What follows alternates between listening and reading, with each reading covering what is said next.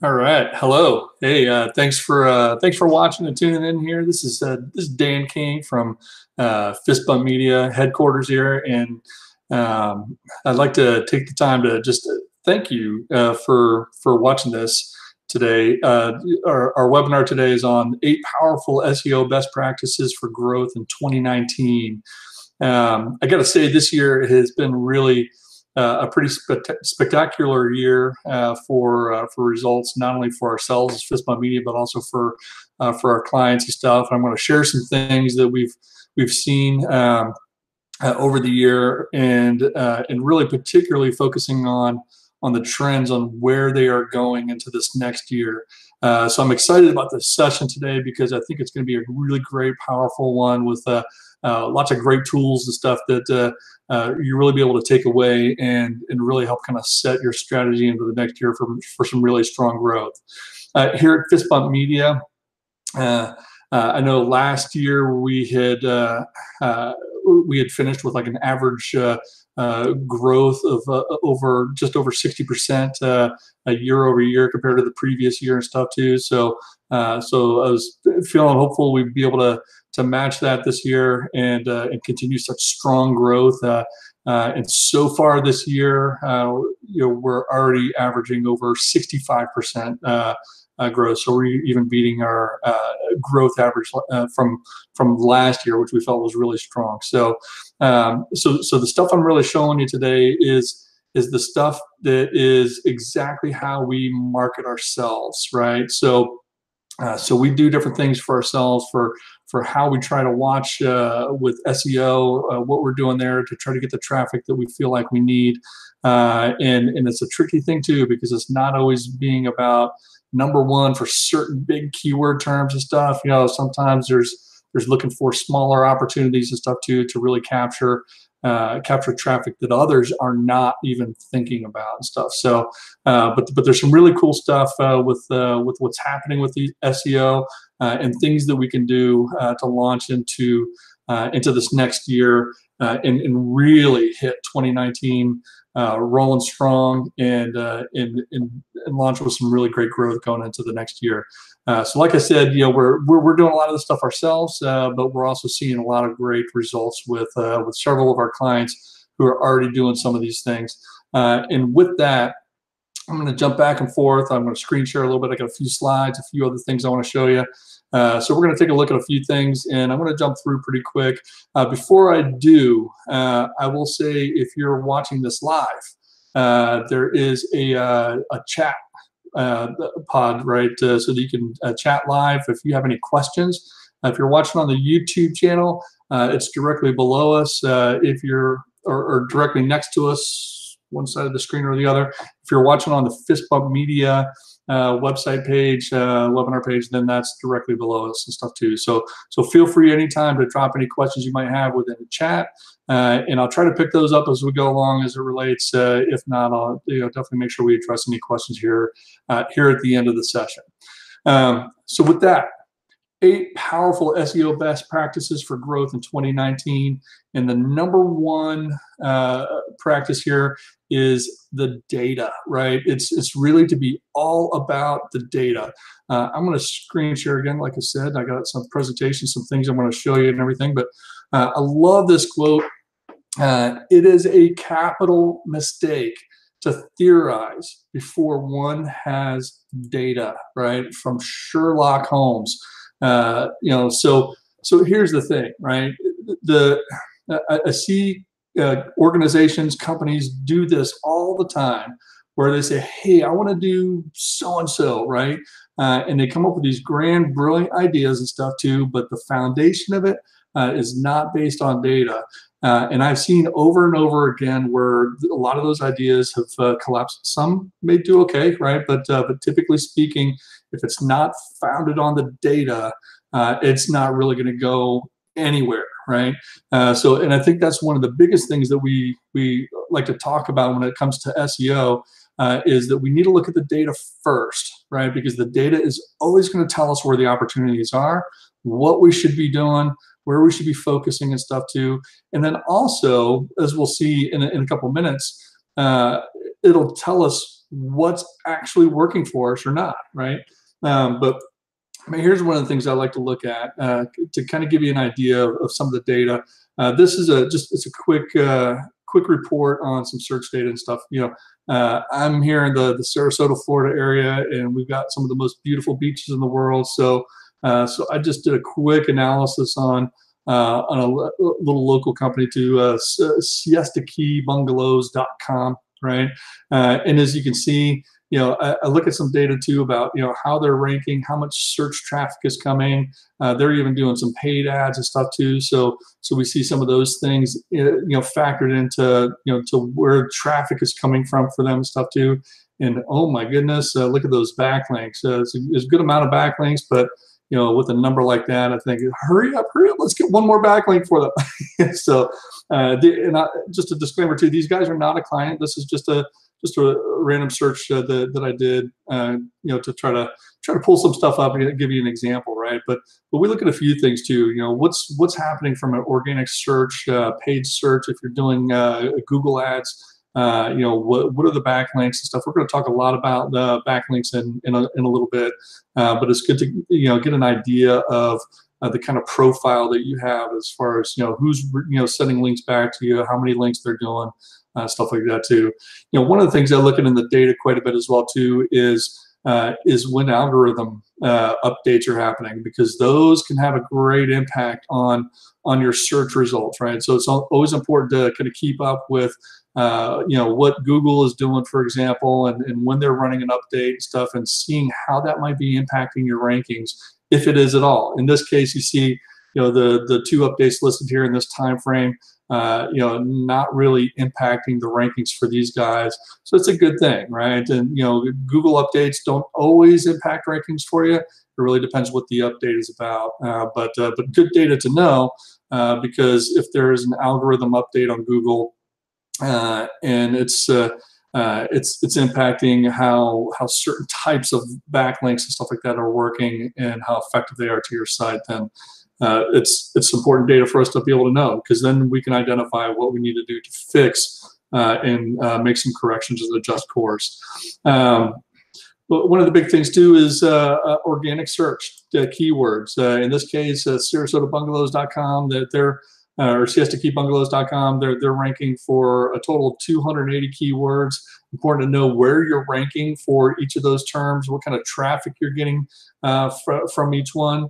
This is a chart that I really love, right? Because it starts to show us, I know that 55% of the traffic is going to go to people ranking in positions 1 through 3, and it goes down after that, right? Pretty rapidly and stuff too. But what's really cool though, because that's always going to be the target when we work on SEO is how can we get the right keywords into those first 3 positions to drive the most traffic for you.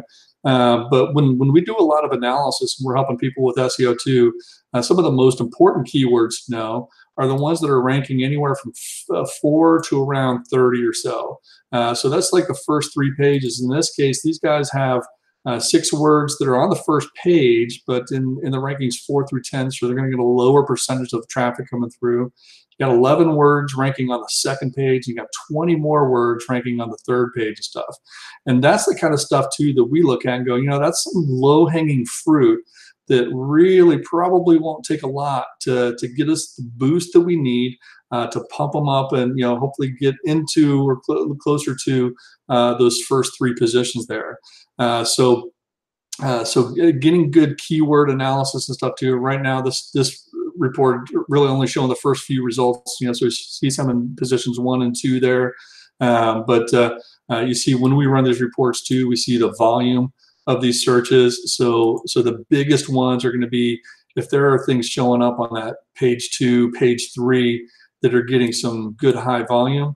Those are the terms that I really want to try to focus very heavily on stuff. So and so from an SEO strategy, right? This is the kind of thing that you don't know unless you're kind of digging into the data and trying to figure out exactly where you're at. Also important to be able to take a look at competitor analysis, right? So how are your competitors ranking for the same types of keywords, right? SiestaKeyBungalows.com, as you can see here on the position map, kind of down there a little bit as far as the volume and stuff that they're getting and the number of keywords they're ranking for and stuff. So, some of their competition is doing a little bit better than them. We can run the similar types of analysis and stuff too. You see, bungalowbeach.com, visitsiestakey.com stuff, right? That we're running, a certain number of common keywords compared to these guys and stuff. What are those keywords? Where are they seeing some wins that we're not? So this kind of competitive analysis too, and understanding how, it may or may not be your biggest competitor on the street, but your biggest competitors for that search engine space and getting you into those top 3 positions for the terms that you want to rank for. That's really, really important data to make sure that you're tracking and keeping up with. Right.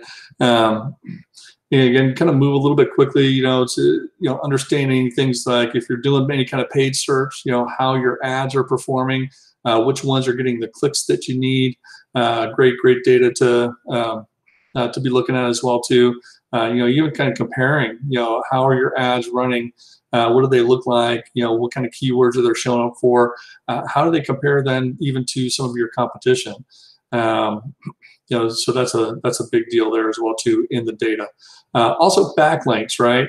One of the most important things for backlinks, and we know this, right? I'll talk more about backlinks in a moment too, but backlinks a very big driver in in your rankings, right? Google plays with algorithms and says a lot of different things are important too, but links pointing back to your website are going to be really, really important all the time. It's one of the indicators that shows the search engines that your content is valuable. The big thing is that they look natural, right? And I'm not saying force something that's unnatural to look natural or whatever, but really the big thing is they look natural. If all of your links are the same kind of links, all using the same exact anchor text, which is the text that is linked on another web page pointing back to you and stuff, then that looks kind of unnatural. So things need to be varied a little bit. Different types of links. Text, image, follow, no follow, stuff like that too. The better balance you can have in your backlink portfolio, the better it's going to work out for you, and the better it's going to look on, for the search engines that are trying to analyze those links and see how much weight they should give those when they're trying to rank your site and determine how valuable it is. So another very important data point to looking at that backlink portfolio to make sure that is on track with with what you're trying to do and where you need to be. Some more data here in this report too about those backlinks. So fantastic, right? So the data critically important is a part of making sure you're able to make the right decisions impacting your strategy moving forward. All right, the next thing that I think is going to be a big impact for SEO next year is what we call conversion rate optimization, right? And what conversion rate optimization is this idea that, hey, if you have in this case, in this example on the screen, if you have 5,000 visitors visit your website and then you get 500 orders come through, then you have a 10% conversion rate, for those visitors, those sessions coming to your website, converting into orders. There are several different levels of what we can consider conversions, right? So it doesn't have to be just, how many people visited the website to how many sales did we make. It could be, you could track things like, how many visitors to the website, to how many leads did we get, did they just give us an email address that we can continue to market to and then maybe get a sale later on. I can tell you at Fist Bump Media, I actually track a couple of different levels. I track things, from website visitors to leads. And then I also track the number of leads then that convert into actual orders, right? So because I think there are different factors there that impact those things. It's not complete enough of a picture for me to say, well, I had this number of visitors and we had this many sales, right? But if I can see that the website is helping me capture, 10% conversion rate, for example, on people people filling out a contact form or requesting certain data or something like that from me and stuff too, the things that help me kind of capture them as a lead. And then once I get them in that funnel, a little bit deeper into that funnel, right, where they're a lead, they've contacted me, they've given me some of that information and essentially permission and stuff like that to be able to talk to them. Then how do I do in working that lead into a sale, right? So I look at a few different things, when it comes to that conversion rate optimization stuff too. The big thing is, and this is a big deal here as far as how this impacts SEO, the more we can focus on this conversion rate optimization, the more that it does for other factors that impact your search engine optimization, right? So Google, I'm going to focus really primarily on Google. I know there are other search engines, right? But Google, one of the measurements that they look at, one of the things they gauge is the amount of time people spend on your site, the number of pages they visit, right? So those are factors in there, right? One thing that hurts you a lot is if a visitor comes to your website and then they bounce. They hit the one page and then they leave, right? So having a high bounce rate like that would also be part of that lower conversion rate, right? Is a negative factor. High bounce rate is a negative factor when it comes to search engine optimization. So if you're able to convert people and move them through your sales funnel essentially a little bit better, right? Then that's where that's where you can improve your things like your bounce rate, time on site, and stuff like that too. So it's kind of an indirect factor, but conversion rate optimization is definitely one of the things that you want to try to take a look at, because that's the thing that once they're on a page, how do I move them to a next step, right? And that's your conversion rate kind of optimization process. One question that I get asked quite a bit when it comes to conversion rate optimization is, what should my conversion rate be, right? And the answer to that is it depends, right? It depends on what your conversion rate currently is, right? So if this is something that you're not tracking in some way, if we're not measuring, if you have a Google Analytics on your site, we know how many visitors are coming to your website.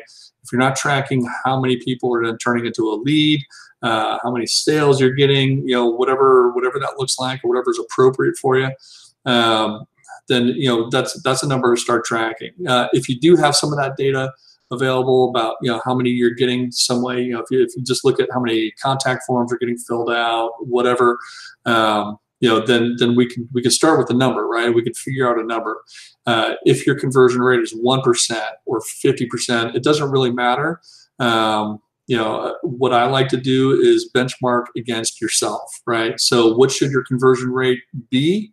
It should be better than what it currently is, right? And that's the goal, right? So if you have a 1% conversion rate on something, or 10% or whatever, then let's look at that conversion rate and say, okay, well, if you're a 1% conversion rate, visitors to leads or something, then how can we improve that to get you to 1% to 2% or 5% or 10% or whatever, right? And then we kind of create the strategy and the goals around that. Now, how to do that, one of the ways we try to make that kind of thing happen is doing what we call A/B split testing, right? A/B split testing is a great tool, and this is something that we can build right into the Google Analytics, right? So that we have basically two variations of a page, right? So if we're looking at really a page at a time, so just looking at your home page and saying, okay, well, we've got a contact us button or something like that on the home page. Let's change that.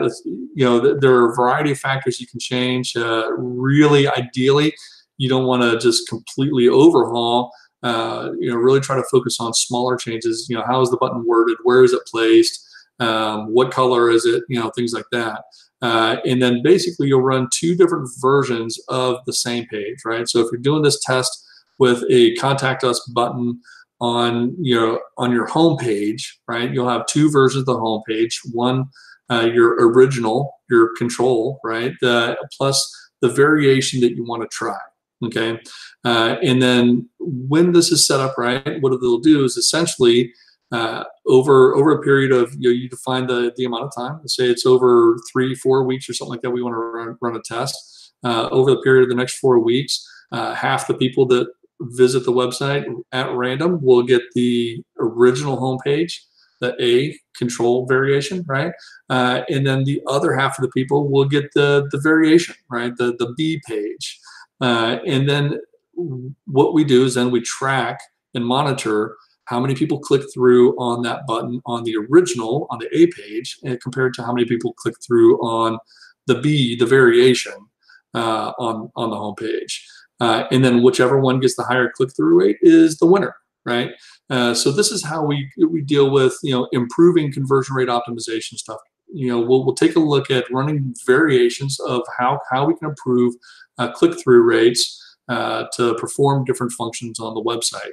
That's a really great tool because then, again, like I said, we talk about data as being that first piece, being one of the biggest factors for driving your SEO strategy, right? This is a great way to make changes, and you're not, thinking is like, oh, well, I just think if we change the color of the button from blue to red, then that'll work better. Let's base it on data, work on improving your conversion rate and optimizing that to get you better results. And this is something that can be done over and over and over again. In this case, if you have an A/B and the B page wins, then essentially the B page becomes your new page. That becomes your new home page because it's the one that performs better. If you have another idea, you can then take your B page, that essentially becomes your new A page, and then run a different variation and see which one performs better. And every time I've done this, I've quite often been surprised which one performs better. Sometimes we have a great idea and say, hey, let's try that, create a B page, and then the A page ends up performing better. So let's stay with that one. So a great way to move forward through that. All right. The next one, the next best practice here for SEO, for growth over the next year, is going to be mobile first design, right? And this is a quote. This is actually from a little bit earlier in the year here in 2018, but this is from the official Google Webmaster Central blog. It says, mobile first indexing means that we'll use the mobile version of the page for indexing and ranking to better help our primarily mobile users find what they're looking for. And what that means is that even the desktop version of your website is going to be impacted on how mobile friendly your website is. So basically, Google is looking first at the mobile version of your website, right? And they're using that to determine even how your desktop version ranks. So even if somebody's not using mobile, how you found on search is impacted by the mobile version. And what that means is, let's take a look. This is one of our client websites, and we actually just finished a little bit of a redesign here too, and it's actually still kind of tweaking a couple things out a little bit, but this is a site that I know was impacted greatly by mobile first indexing originally before we launched the new website here.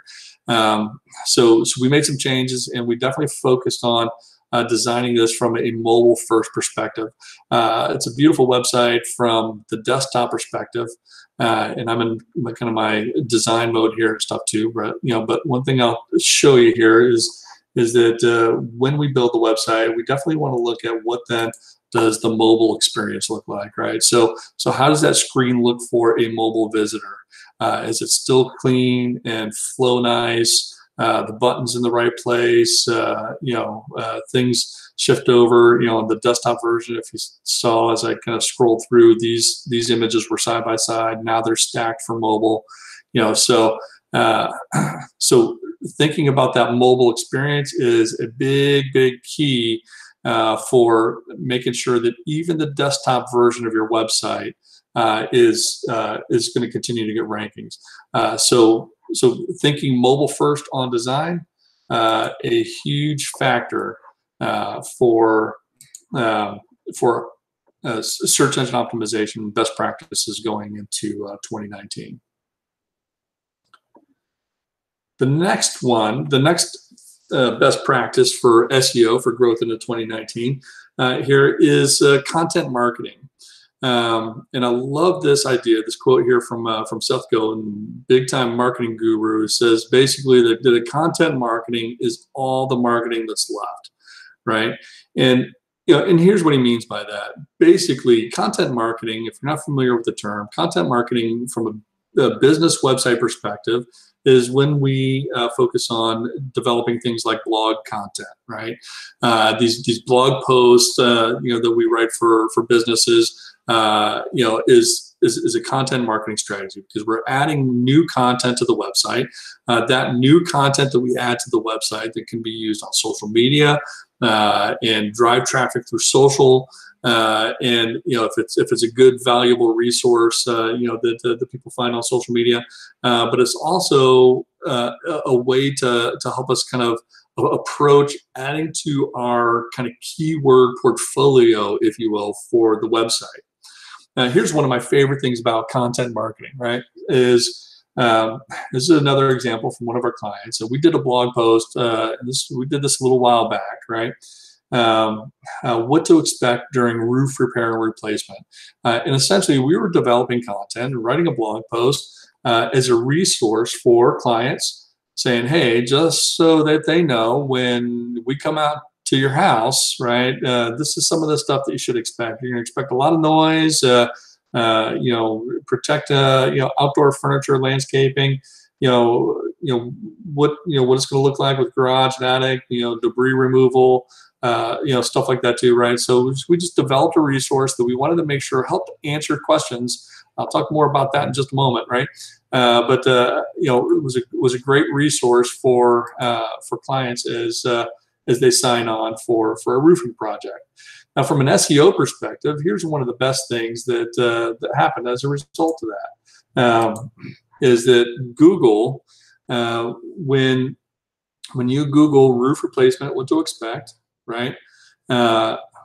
Above the search results, right, you get this extra little box, and this list contains some things you can expect during roof repair and replacement.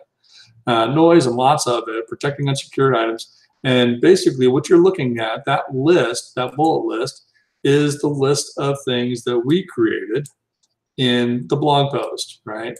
So this is content marketing really at its best, right? So as you can see, when you look at this, basically Google had picked the blog post that we wrote as the best answer, and it's linking back to the website. They chose that as the best answer for how to answer that question, roof replacement, what to expect. You can see too that organically that blog post is ranked second there for that term. So even above the #1 ranking. So when people land on this page, just in that top section, there are 2 of the first 3 things that they see. But more importantly, this what we call position 0 answer, way up top, kind of dominate the top of that homepage. And this is what a content marketing strategy does, right? You develop resources that can be helpful to your clients. Those are good things then to share on social media. They add to the keyword portfolio of your website. We're building up strength for terms even like roof repair, roof replacement, things like that too. But really, it's a really strong impact because Google these days is not just trying to give you the best websites that they think of that they can find for certain keywords, but they're really trying to answer questions, right? They want to be the resource, and this is huge too, not only for on website on Google, but as voice search devices become more popular and people start asking devices in their home, hey Google, what should I expect during roof repair and replacement? And as I say that, even my phone goes off and is trying to answer that question. This is the answer that they choose. And you want voice devices in people's homes to start spitting out your answers, your voice and stuff. A great way to do that is through a solid content marketing strategy. So great tactic and best practice for SEO. The next one, very similarly related to this, and I'm going to kind of point back to the data here for this, is as far as best practices, for growth going into the next year, is ask questions, right?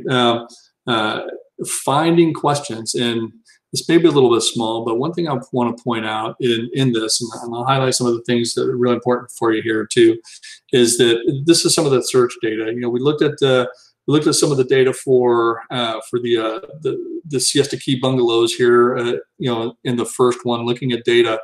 But as I look at keywords, this is from their keyword position ranking report, right? Where to stay in Siesta Key, right? So people aren't searching necessarily for bungalow Siesta Key or something like that, right? They're asking a question. Hey, when I'm in Siesta Key, where should I be staying? Okay, and right now you can see these guys, the SiestaKeyBungalows.com, right? They're ranking a position number 48 for that, and the volume here. This is the big thing, right? When people ask a question, where should I stay in Siesta Key? 390 searches per month right now happening for that question. Okay, so when we deal with asking questions, right, and thinking back to the content marketing strategy, dealing with questions that people are asking, there's a great opportunity to bump up, and right now ranking 48. That's page 5, right, of search results. If they ever write a blog post about where to stay in Siesta Key, maybe even highlight a few other things and stuff too, but definitely highlight their own place, and you got them on your website and stuff too.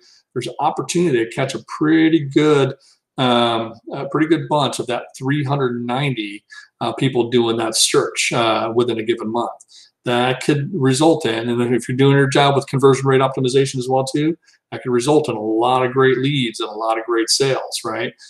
So there's a lot of ways to deal with this asking questions. One way is to look through the search data, right, as we're doing kind of keyword search for what your website is ranking for or what it's not ranking for, and just even keyword research or related to certain terms that you want to try to get noticed on. It's not only just even the search engine data like this too, but you can even go to sites like Reddit, Quora, where people are going to ask questions, right? Ask questions and get answers in forum kind of type settings and stuff. If they're asking you those questions on other sites like Quora and Reddit and stuff too, you can bet people are hitting Google searching for the same things. And when they are, if you're developing the strategy to be able to rank for those questions, then again, there can be some really, really great opportunity to get you some additional traffic that you may not be getting otherwise. And likely your competition may not be getting either. Okay. The next best practice that I want to talk about for SEO growth in the next year is really going all in on video, right? We all remember this video from Dollar Shave Club, and it's really a very brilliant example of using video to market yourself, right? But really, one of the goals when we talk about video, and if you think about how am I producing video and how am I using that, to build growth and impact my SEO, is really going to get all down to links and social shares, right? These guys at Dollar Shave Club put together a crazy, hilarious video, and as I understand the story too, it was actually a pretty simple one for them to put together, but they put it out there and it went viral, right? Now, chances are any one of the rest of us are not necessarily always going to just create an absolute viral video that's going to go insane, like Dollar Shave Clubs did. But the idea is to create great, entertaining, information, helpful, video content that's going to get links and social shares, right? You want people linking back to your videos. You want people sharing it on social media and stuff, right? That's the kind of stuff uh, when you're putting your content out there that Google's going to look at and say, wow, this has a great deal of value because look how many people are linking to it. Look how many people are sharing it on social media and stuff, right?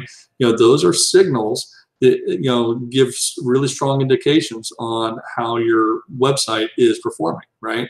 So they see definitely higher value in video is, it's the shift that everybody's making right now these days. The social media platforms, video is outperforming on Facebook. LinkedIn is going all in on video. In fact, I just saw an announcement from LinkedIn talking about a partnership that they have with Vimeo.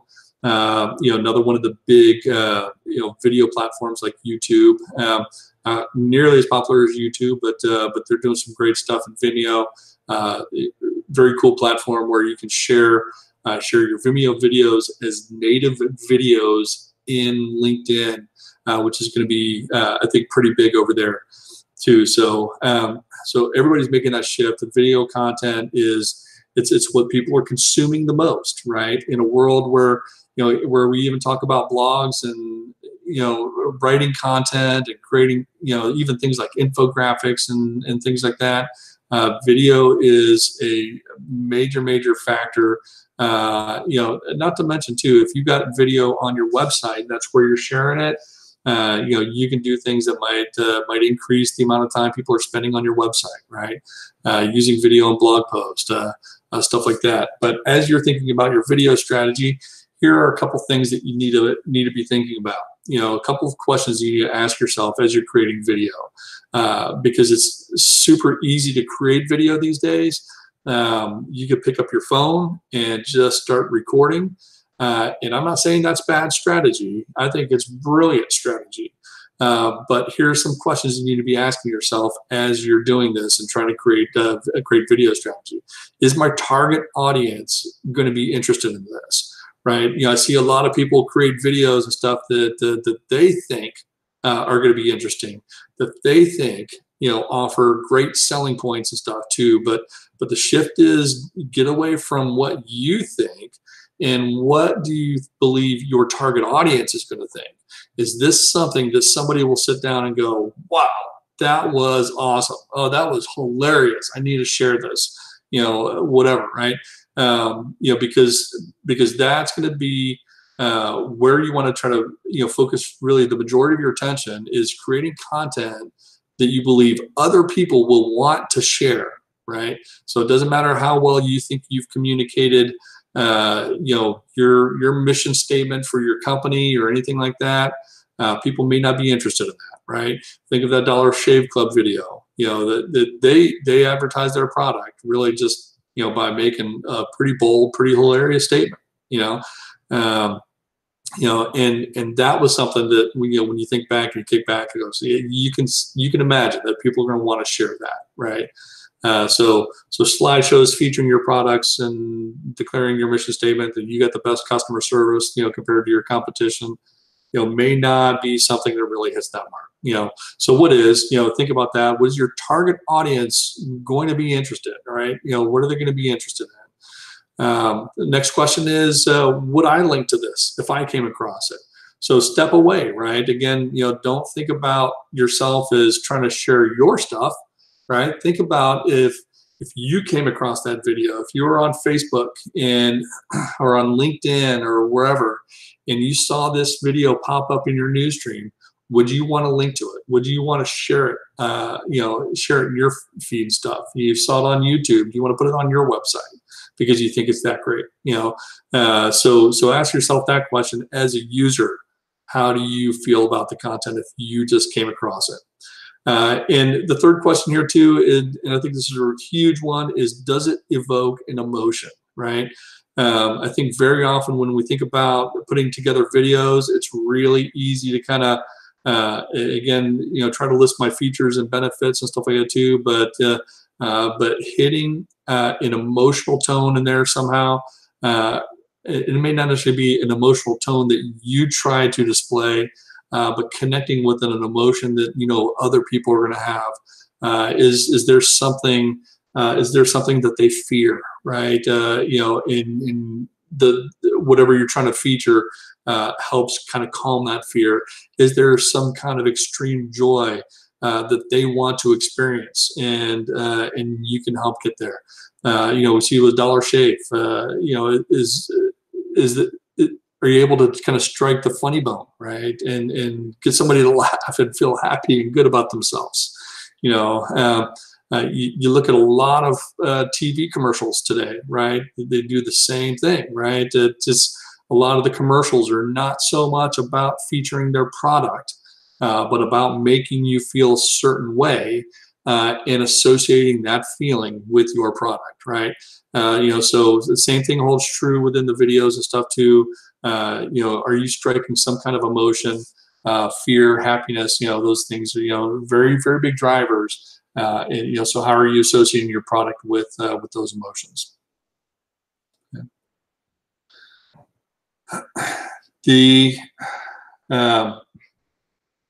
The next powerful SEO best practice for growth into 2019 has to do with reputation management, right? Reputation management, I believe, is going to be a major factor, especially for local SEO for growth over the next year. We're going to talk a little bit more too about link building here in just a second, right? But one of the things that Google takes into consideration is, especially for local businesses, is the reviews, right? If you search for a local business's name, you'll typically see not only Google reviews, but they may be pulling in numbers for, hey, they have, these reviews, their average on Yelp is this, their average on Facebook is this, right? And, so they're looking at reviews really across multiple websites to pull that in to really kind of get a gauge so that they know that, the reviews they have on their website on Google, right, are also very validated, right? If your review rating is consistent across multiple, big websites and stuff, then then it gives validation to even the information that they have. But especially for local businesses, you're going to want to get a lot of reviews online. These customer testimonials. And what's really cool is we use some tools within Fist Bump Media. With some of our clients, that what you see on the screen right now is pop a widget on the website, right, that pulls in the reviews from, as you see, around multiple websites. It'll pull in reviews from Facebook, Google, Yelp, wherever we got reviews posted and stuff, and shows really what we want to show clients on your website is we want to show them the positive reviews, right? So just look at 4 or 5-star reviews. Let's share bits from that and stuff too. So you build that social proof, right? So when you're doing this on your own website, it's kind of like walking into Starbucks and there being money already in the tip jar. If you see a full tip jar, studies have shown that you are more likely to tip if you see an already full tip jar. If you see an empty tip jar, you're less likely to actually put some money in there. So the studies have shown that going ahead, just filling the tip jar up a little bit, before you set it out, it will encourage more tips to go in there, right? But it's that social proof. It's that idea that hey, these guys are valuable because I see that other people see value in them too. Okay, so using tools like this to show that stuff off on your own website is that social proof piece, right? Show your potential clients how valuable your existing clients think that you are, right? Now, next big thing too is getting those reviews, right? How do you drive those reviews? And part of that is really all about building it into really every aspect of your business communications and culture and stuff, being about how do I get reviews, right? It's not enough to just have a review us button on the website. That can certainly be used. But the tools we use too, we'll even give you little widgets that you drop in your email. So part of your signature line, maybe there's a little 1 to 5 star thing. Say, hey, how did we do? So that's always there. And every email that you send one of your customers will have that in it, and always asking that question. And the tools that we use here too as well are pretty cool. And I'll show you kind of what this looks like. But basically, we link out to a tool and just saying, hey, we want your feedback, right? Your feedback is important to us. It helps us out, helps other potential customers and stuff. And then, let us know, how do we do? 1 to 5 stars, right?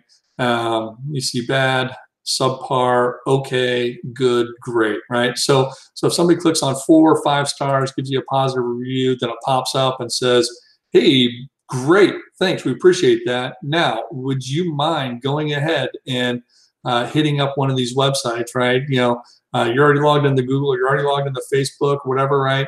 No login required at Better Business Bureau stuff, right? Can you just hit one of these sites and leave us some feedback? So now, basically what you're doing is, if somebody's giving you 4 or 5 star feedback review, right, those positive reviews that you want, basically the next task for them, and make it very easy for them to do this, right? That next task for them is, why don't you just pop over Facebook real quick and just leave us a note, and that'll link right into where they would leave that review on Facebook. On the other hand, if they left anything less than that, 1 to 3 stars, said, oh, sorry, it's kind of subpar. Instead of sending them to a review site, just pop up a different message that says, hey, we really strive for 100% satisfaction. If we fell short, let us know, right? And so we'll capture that information. It gives that person an opportunity for their voice to be heard. They can share their feedback, and it sends it to you directly rather than out to the review sites. So we use tools like this to really help try to drive reviews, because, like I said, the tools we use, we can build it onto the website, we can build it into your email signatures. I have some clients that are even sending, make it part of their email communications, so that when they finish a job, hey, let me send this, you mind hitting this link real quick to just give us a little bit of feedback, and then they land on this page. Some clients are even sending text messages to clients. Hey, just want to let you know we finished a job. Would you mind sharing a little bit of feedback with me about how we did, right? And then send them, it basically sends them to this page where they get that opportunity to provide the feedback. So those reviews, though, the more reviews you can drive on a regular, consistent basis. Don't make it just a one-time effort just to email your database and say, hey, would you mind going and leave us a review online somewhere? Definitely be smart about it. You want to focus on getting the positive reviews out there. So using tools like this can help make that happen, and leverage that stuff. Get it, make it part of your practice on an ongoing basis, so that those reviews are regular. Google doesn't look at it as a blast if you're just regularly getting reviews online month over month from your clients. Okay. The next thing, the number 8 from our 8 powerful SEO best practices for growth in 2019. We'll talk about links, links and local citations, especially for local businesses, right? Local citations are going to be a big deal, but links are still one of the biggest factors as it relates to what's driving, showing value for your website, what's driving the value and driving rankings for your website. So we could do all this other stuff too, but a lot of it's going to get back down to links, right?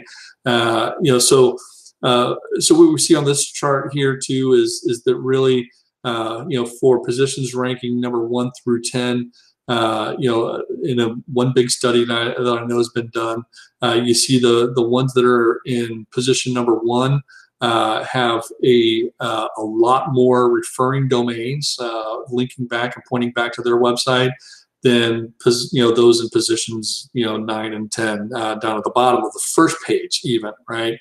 And it's going to drop off even after that, for sites going out to page 2 and 3, right? So as I mentioned, when we looked at the data and understanding, in the data, what the backlink portfolio looks like for your website. It's important that there's a variety, right? But it's also important that there's a lot of them, right? So volume certainly does matter. You want to have a lot of websites, so you see the chart here too is looking at total referring domains, right? So it's not just 100 links from 10 websites. This is looking at total number of separate domain names that are pointing back to your website. So it's about building a strong portfolio. One of the best ways to do that is great content. So this is where part of your content marketing strategy comes into play, because you develop great content. And the hope is that other websites will want to link to your content, right? If you develop great, strong enough content, other websites will link to your content just naturally. At this point too, I'm not talking just about other websites, but I'm talking about local citations. Local citations are some of the like the other online directories that are out there. How is your company showing up and listed in other online directories? Things like Yelp are some of the big ones, but there are a lot of other smaller directories and stuff too that may or may not provide a ton of great value, but they are high authority websites that contain links back to your website. So it's important to make sure that we're keeping up and maintaining a good portfolio of backlinks, not only from other websites, but also from some of the local directories and stuff too. And the local directories, those local citations too, are really big, especially as it relates to showing up in like map results and stuff. This is a point too where it's worth talking about. Even your Google My Business page, right, is like one of those kind of directory pages. Obviously on Google is going to take into consideration how you're doing with your Google My Business page. That is going to be your local directory listing for your business on Google. So you want that good and clean as well too. That'll be a very, very major driving factor for how your business ranks over the next year. But definitely important to build strong content. Get links back to your website, especially from other local directories and local citations like that. So with that, that kind of sums up our 8 powerful SEO best practices for growth into 2019. And really, like I said, the 8 things, just to summarize real quick too, are the data. The data is critically important. It's going to drive, it's going to be the foundation for everything else that you do. Number 2 is conversion rate optimization, right? Important that you build your website in a way that when people land on it, they're not going to bounce and they're not going to run away, that you're capturing them somehow and continuing to improve your website to get better conversions, to capture the leads better all the time. And then number 3 was mobile first design, right? The mobile version of your website, how it displays on mobile is going to impact even your desktop search results, how you're ranking for desktop searches, right? Google provides different results, whether you're coming from a desktop or a mobile device and stuff too. So you want to make sure you're thinking mobile first. So not only do you rank high for mobile searches, but like I said, that also impacts your desktop search results and rankings as well too. Content marketing, right? Was number 4, content marketing. Definitely, it's that way to build up your kind of keyword portfolio, to go after additional terms that may not be your main rock terms for your website stuff, to build some keyword strength that shows Google that, hey, I am about this kind of stuff that I'm talking about. Also really great for your social strategy and stuff too. Asking questions and answering questions, right? Going after the questions that people are asking and providing answers to those. The more you can provide answers to questions, the more valuable you are going to be to Google for voice search. When people ask Google, hey Google, what's the answer to my question? You want to be the voice that helps answer that question. It was number 5 was asking questions. Number 6, going all in on video, right? Use the tools, use the YouTubes, Facebook video, Vimeo, native video on LinkedIn. Use that stuff on social, but also use it on your website, right? Using video on your website helps kind of create a good time on site.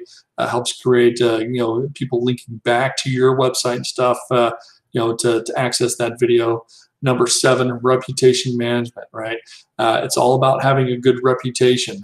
Definitely a ranking factor when Google's trying to figure out who the best business is that they want to tell one of their visitors who's looking for your type of business, your service offering.